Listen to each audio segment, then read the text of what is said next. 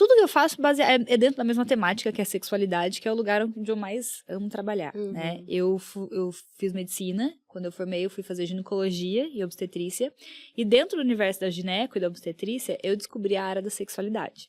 Começou porque chegava muita mulher com dúvida, aí você falou, tem um campo aqui, eu preciso ajudar essa mulherada. Começou porque eu via que ninguém respondia a dúvida das mulheres. Tava lá com os meus chefes, assim, a mulherada trazia, tipo, principalmente, a gente atendia muita mulher com queixa de desejo, porque a gente fazia ambulatório de menopausa, elas vinham com essa queixa. Eu via que eles não davam resposta nenhuma. Mudava o assunto, perguntava outra coisa.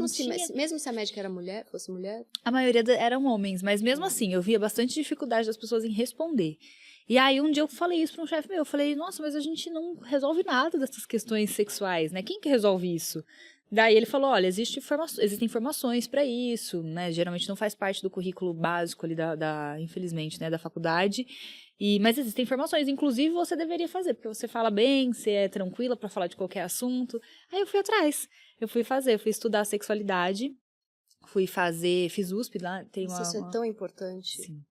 Nossa, porque assim, eu tenho acesso a médico particular, é um privilégio e tal, e eu já tanta gente não respondeu pergunta minha, já sofri violência obstétrica, já cheguei cheia de dúvida e o médico me tratou como uma pentelha e, tipo, vaza daqui. Teve um médico que falou pra mim, por que você não dá um Google?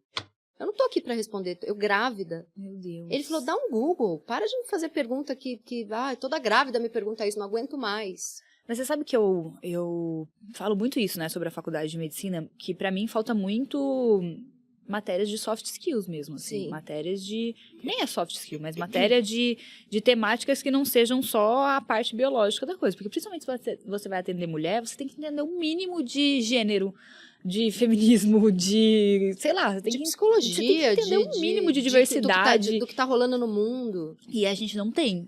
Na formação, isso é muito falho, assim. Hoje em dia, as universidades, os alunos mesmos se juntam geralmente para promover alguns eventos em que eles discutem essas temáticas, diversidade, já fui chamada para palestrar em muita coisa, assim. Mas, tipo, como matéria básica, infelizmente, não tem. Então, uma ignorância muito grande, né? O meu desejo de estudar a sexualidade também veio da obstetrícia, que eu comecei a trabalhar, eu descobri a obstetrícia e a humanização do parto, e aí fui descobrindo muitas opressões, assim, né? A partir de descobrir como era a humanização, eu descobri o quão desumano eram muitos processos que a gente fazia, o quanto de violência obstétrica existe, né? Então, foi talvez o primeiro momento da minha vida que foi muito claro o que era opressão.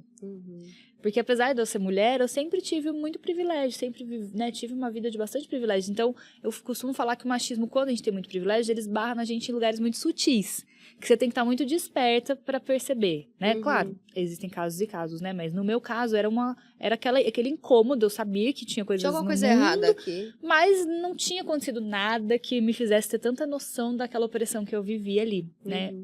E aí, quando eu entendi isso através da obstetrícia, foi um outro momento que eu pensei, meu Deus, tipo, existe muita opressão em cima das mulheres, né? Existem muitas camadas aqui, então foi um processo de mudança, eu costumo brincar, que foi pessoal e profissional em um ano, assim, Tati, eu mudei, sei lá, da água pro vinho, porque daí eu descobri feminismo, daí eu descobri...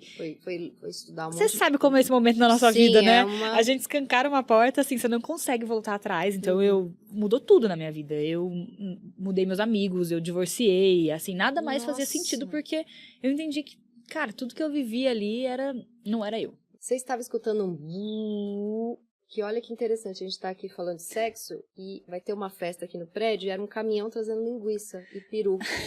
Então, a vida, ela perfeito, ela né? O match perfeito. Tem toda uma metáfora a vida. Mas você estava falando que foi uma mudança, as leituras feministas e o que você foi estudar de sexologia. Sexologia que fala? Sexualidade. Impactaram até em mudança de amigos, divórcio, como? Por quê? Foi tudo junto. Uau!